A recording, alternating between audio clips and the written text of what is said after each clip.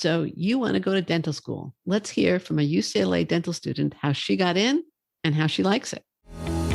Welcome to Admission Straight Talk, the podcast dedicated to graduate admissions and helping you approach the application process thoughtfully and successfully. Your host is Accepted's founder and world-renowned admissions guru, Linda Abraham. At Accepted, our mission is to get you to that unforgettable moment when you read your acceptance email and shout, "Yes, I'm in!" Confident you'll be attending the perfect program to help you launch the career of your dreams. Hello and welcome. Thanks for joining me for this, the 412th episode of Admission Straight Talk. Before we meet our guest today, I want to share with you a not-so-secret secret. There is a challenge to the application process that frankly doesn't get enough attention, even though it's at the heart of the process. You need to show that you both fit in at your target schools and are a standout in the applicant pool. Except its free download, Fitting In and Standing Out, the paradox at the heart of admissions, will help you do both. Master this paradox and you are well on your way to acceptance. Download this free guide at accepted.com/FISO for Fitting In, Standing Out. Again, that's accepted.com/FISO. Our guest today, Ellisa Soberon, is a first-year dental student at UCLA Dental, and we're going to hear from her story from her, but first, a little background. In 2004, Ellisa earned her BS from UCLA in environmental science with a minor in geography and environmental studies. She worked mostly in business before completing her between completing her undergrad education and starting dental school. Ellisa, welcome to Admission Straight Talk. Thanks, Linda, for having me. My pleasure. Now, can you tell us a little bit about yourself, your background, where you grew up, more like before you got to UCLA? Sure. I grew up in a small town in Northern California called Alamo, and it's about 40 minutes away from San Francisco. Grew up as an only child to two Asian American immigrants, one from South Korea, my mom, and my dad, who came from the Philippines. So I grew up kind of as the only, Asian American in a predominantly white neighborhood. And it was a great experience, honestly. That's pretty much it in terms of everything that I did up until UCLA. I worked really hard in high school and, was always an inquisitive person, and always had a love for the sciences. So that kind of carried over into when I went to UCLA. All right. By the way, I'm also the child of immigrants who are from two different countries, but European. Oh, very interesting. Yeah.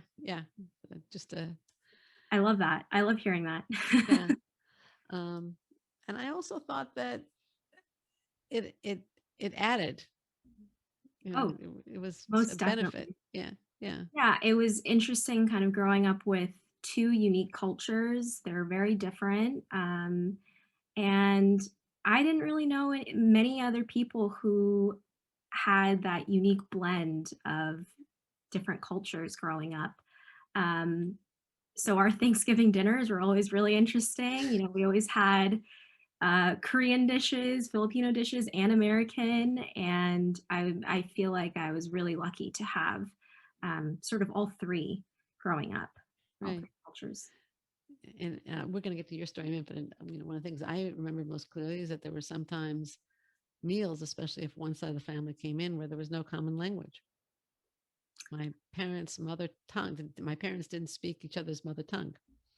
Yeah, it was definitely we've had those situations at our dinner tables. Yeah. Both my grandparents, it was difficult for them to communicate on both sides of the family when they got together. Right. But their common language was through singing. So that's nice. That's nice.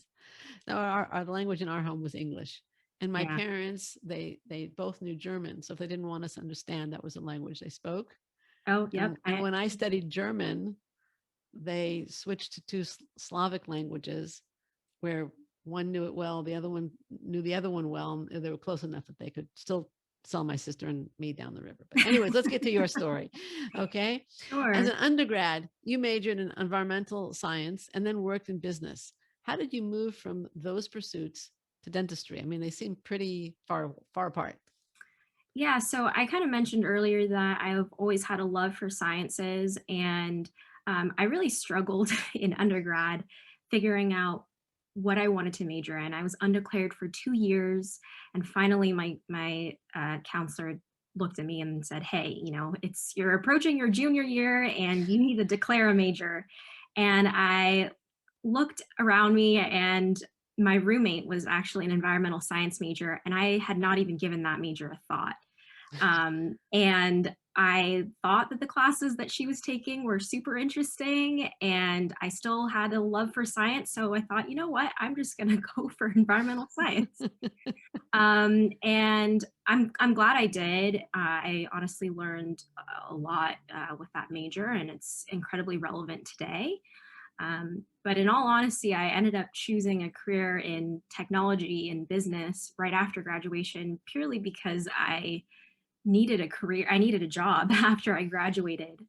So I stuck with that for about 4.5 years before I thought, well, is this something that I really want to do for the rest of my career? And I thought about it. I had what I like to call my quarter life crisis, where I went around asking people, how did you decide that you wanted to become X, Y, or Z? And through talking to a lot of different people, I had a very honest conversation with myself and thought, I still want to go back to my roots, which is the sciences, and ended up talking to my own dentist, and he described everything that he did on a day-to-day basis, and it sounded really interesting. So I decided, you know what, I'm going to give this a try. I'm going to shadow a dentist and see if this is something that I want to pursue. And that's how it That's started. how it started. And did you explore dentistry further, like in other clinical settings also? Sure. Yeah, I definitely shadowed a general dentist in my area. And then I also volunteered with a dental clinic, a mobile dental clinic, Hmm. and got a lot of exposure that way. A variety of dentists I was shadowing through that mobile clinic. So I felt like I had a good idea of what it was like through volunteer work, and also owning a private practice, which I think is really important when it comes to dentistry. Right. I guess your business background would help you when you get to that point in your career, wouldn't it? Oh, definitely. I hope so. Yeah. A lot of dentists don't have that business background, but I'm hoping to really learn as much as I can now, so that when the time comes and I graduate, I at least have a little bit more business background under my belt so I can open up my own practice one day. Right. Right. Um, did you have to take prerequisites after you decided you wanted to go to dental school? Did you have to take additional classes? I definitely did. I was lucky because I had most of my prerequisites taken care of through my environmental science degree. Hmm. But I was missing a handful of classes and decided that I needed to do an informal post-bac to get some of those classes taken care of. And I also took a few classes that weren't necessarily requirements, but uh, I felt like if I had taken some more challenging upper division science classes, that would really help boost my resume and prove to admissions that I could really handle a graduate level course load. So took Okay. a And this is combination. while you were working full time, Well, or were you working part time at that point? I was lucky because I had saved up enough, and I ended up quitting my job when I decided I wanted to go into dentistry. So I Mhm. focused on schoolwork and my application 100%, Gotcha. and was lucky enough to be able to do that for about a year and a half, 2 years. Wow. Okay. What were some of the concerns you had as a non traditional dental school applicant when you decided to apply to dental school? I think my number one concern was my age. I'm a little bit older. I graduated UCLA in 2014. So if you do the math, that makes me 29 years old today. But when I decided that I wanted to go into dentistry, I was 26 years old. And that might not seem that much older than the average applicant, but it was a concern because it had been a while since I had taken a class in college or, even studied for an exam. I was a little concerned about whether I'd be able to handle it. And luckily, through the classes that I took for my prereqs that I needed, it kind of gave me an idea of if I could handle it. And I felt like, I could. I can do this. I can do this. Yeah, I can do this. And so that was my biggest concern. Just being able to study for exams, things like that.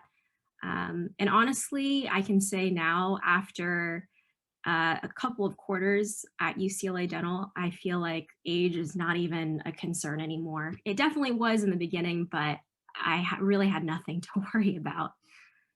So hold on a second here. It was something that you were concerned about and didn't really need to be concerned about.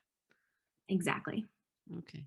All right, good. That's good to know if somebody else is in your shoes. What was the hardest part of the application process for you? Well, looking back, I gave myself a shorter timeline. Ideally, I think it would have been a lot easier if I had done everything within 2 years. That's taking my prereq classes, studying for the DAT, and also applying. But I was determined, maybe partially due to my age, I really wanted to get everything done in 1 year. Oh, So wow. balancing everything and also shadowing and volunteer work, doing everything all at once in 1 year was a bit challenging for me. But I'm glad that I did it. I was able to do it and it wasn't impossible. So I think that was probably the biggest challenge. So it wasn't the DAT or the essays or any particular aspect of the application. It was kind of the pressure you put on yourself, the It time was frame you gave definitely yourself. exactly the pressure that I put on myself to get everything done in 1 year. Obviously, if things didn't work out, if I had scored lower on the DAT or perhaps I didn't get in that year, I could definitely save or at least apply the next year. So that wasn't a big deal, but I was determined to get everything done within 1 year. So it was And you did definitely the it. pressure I put on myself. And you did it. I did it. And you did it. How many schools did you apply to and how many did you interview at? I applied to, I believe, 12 schools, and I ultimately had interviews at 5. Wow, nice. Yeah, I was really lucky. Um, I would say I applied a little late though. So I was really surprised that I had as many interviews that I did. Um, but I ended up only attending 3 of the 5 interviews. Um, and yeah, I was lucky that I got into UCLA. That's fantastic. Wonderful. When you got that acceptance from UCLA, how did you feel? How did you celebrate? Oh, I cried. I Okay. immediately called my family Uh-huh. because it was not just, me that was going through it. It was also my parents, they were behind me 100%. And to let them know that I had gotten into UCLA, they were incredibly relieved and extremely excited for me. So they were the first people that I told. That's great. Okay. Did you celebrate afterwards? Oh yeah, definitely went to a dinner. Just Had a enjoyed, good time. reveled in the moment. It was great. Wonderful. Wonderful. Now that you're at UCLA Dental, what do you like best about being there, about the program? I think the most striking thing about UCLA is that it is such a collaborative environment. And in all honesty, I didn't expect that coming in because, everyone is type A, competitive. And I thought, everyone's just going to be focusing on themselves. And I was a little used to that from UCLA undergrad. You're one of, I don't know, 200 or 300 students in a class. And it was very competitive, especially for anyone who was in the pre-med, pre-health track. So coming to UCLA Dental, when you're a class of 88 students, it was a breath of fresh air. And also, I think what contributed to that is the pass no pass system that we have. The grading system at UCLA is a little unique, and so instead of people really competing for that top grade, everyone is really helpful. They're trying to help you out. Professors want to make sure that you succeed. And I am just so thankful that I'm in an environment like that, Yeah. especially during the next 4 years, which are supposedly going to be the toughest 4 years of my life. So, yeah, I would say the collaborative environment is top notch here at UCLA. What could be improved? Well, that's a really difficult question. It's hard to say, especially now during this pandemic. Yeah. Um, Are you in class? I am Physically in in class? class. Okay. It's about half of it's online, and everything else, all the pre-clinic work that we're doing, we're lucky that we can be in person with PPE, of course, Right. and all the precautions. Um, it's not so much something that UCLA can do, but I just wish that I could get to know some of my classmates a little bit better. That is an important part of it. The social aspect, networking, getting to know people face to face.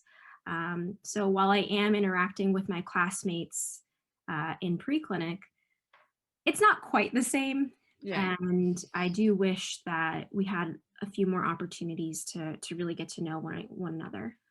That's my only thing that I would Yeah. change. I think that would probably be said about almost any school anywhere this year. Yeah, Just definitely. entering class, it's just a part of the reality we're all dealing with. Yeah, and you learn to acclimate. You don't have much choice. And again, then hopefully we're moving beyond it and things will start to will become more social beings again. Um, do you now obviously the first year of medical school is famous for being this the metaphor constantly used is drinking from a fire hose or from a fire hydrant. Did you feel that way about dental school? Certain classes I felt like were pretty challenging. Not in that the content was challenging, but just the sheer amount of information that we're given that we need to know. Um, Again, I would have to say with the pass no pass, I didn't stress about it too much just because there are other opportunities for me to get involved and other things that I'm interested in. For instance, I'm thinking about starting my own club at UCLA. Um, In what? I actually wanted to start a Filipino club because there isn't one, surprisingly. And UCLA and the LA area in general has a large Filipino population. And so during the club fair, I went and I saw all these different cultures being represented, but there wasn't one for Filipinos. So because I'm half Filipino, I thought, you know what, I think this would be an awesome opportunity to start a club like this. So that's in the works.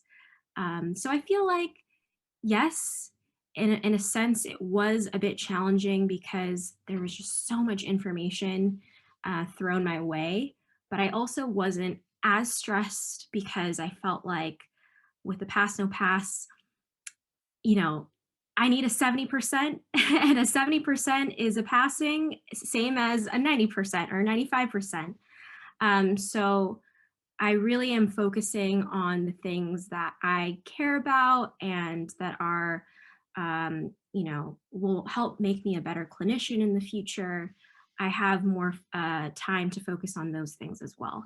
So, uh, yes, it is a little overwhelming to answer your question in the beginning, but I feel like you get used to it, Okay. Okay. So you've adjusted.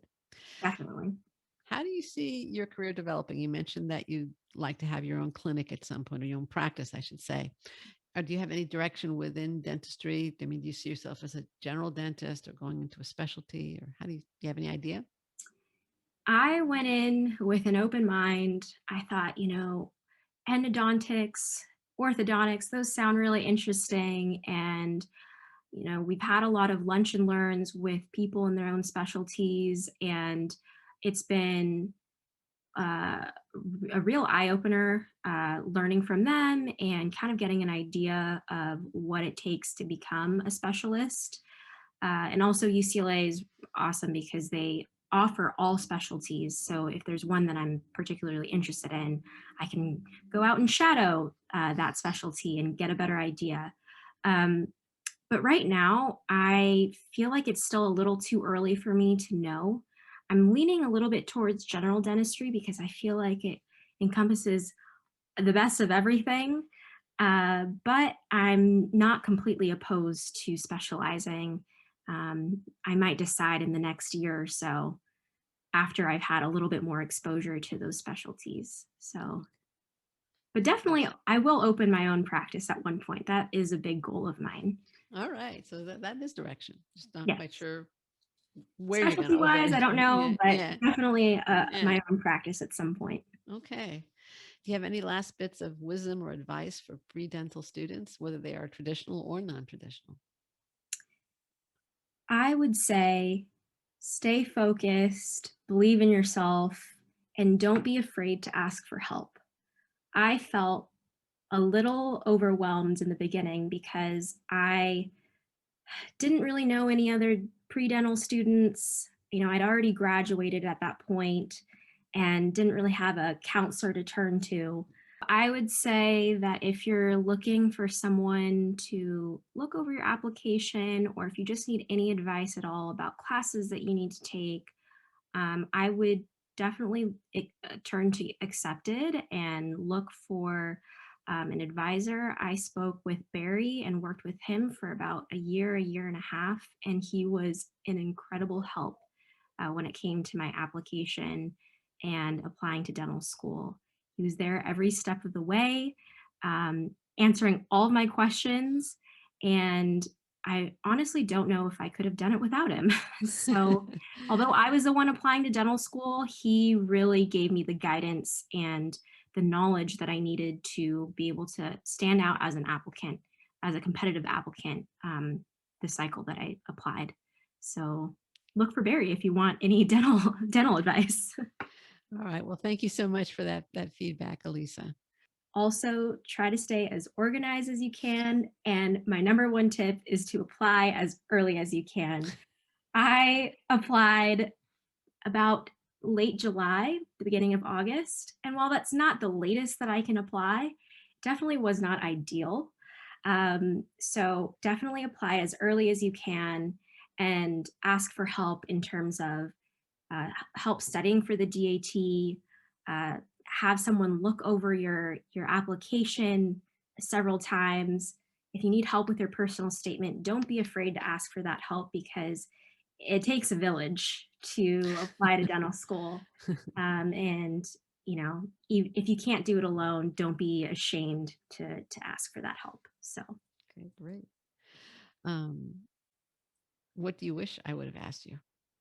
well, I guess just anything about the application process. A lot of people, I guess there isn't as much information about dental school. I feel like there's a lot of emphasis and focus on medical school. Um, so if you ever have any questions about the application process, don't be afraid to maybe find another dental student online or on Instagram, someone that you follow, and message them and ask them about what they did to get into their school. If you're interested in that school, uh, usually the best person to ask is someone who's already attending that school. And that's something that I did. And I felt like it was tremendously helpful, not just for the application, but also the interview process. So that's another thing Oh, that yeah. you could also talk about is the interview. Yeah. The interview is, I felt like I was somewhat prepared because I was used to interviewing, through job applications and things like that. But um, I feel like, the interview can be either really stressful, you can make it stressful, or you can go in with the attitude of, hey, I can get through this, and they really just want to get to know me and if I'm a good fit for their school. So yeah, we could talk about the interview if you want, whatever you want. Oh, what what do you think would be like? I think you just first of all, I think you just said something really great for interviewees to keep in mind. That it's a conversation. They're trying to get to know you. They want to know if you're a fit for their school. But how would you recommend somebody prepare for an interview? So I wouldn't say look up the top 20 questions and have all of your answers memorized.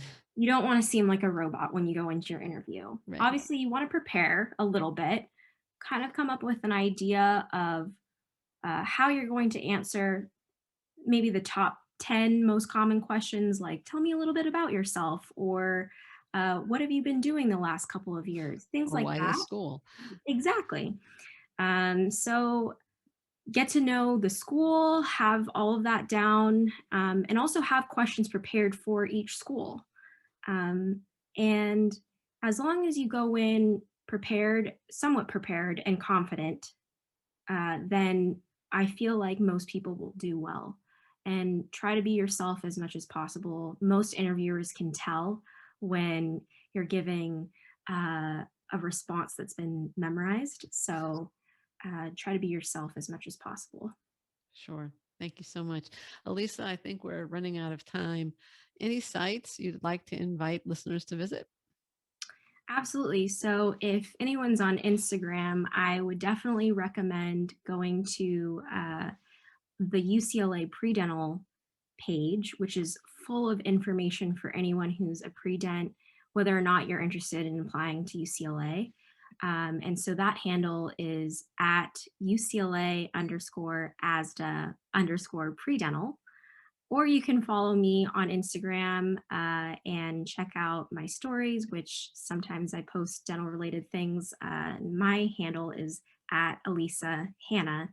And the spelling for that, I'm sure Linda will provide in the Yes, yes, information. I will. I will in the show notes at accepted.com/412. I also want to mention that we didn't have this when you were applying, but we do now have a fairly comprehensive post on how to get into dental school and are constantly putting out more information for dental school applicants, Oh, including this that's awesome. podcast. So, as you were talking about how there was so much more focus on medical school, I was thinking, yeah, we were focused more, and now we're also providing information to dental school applicants.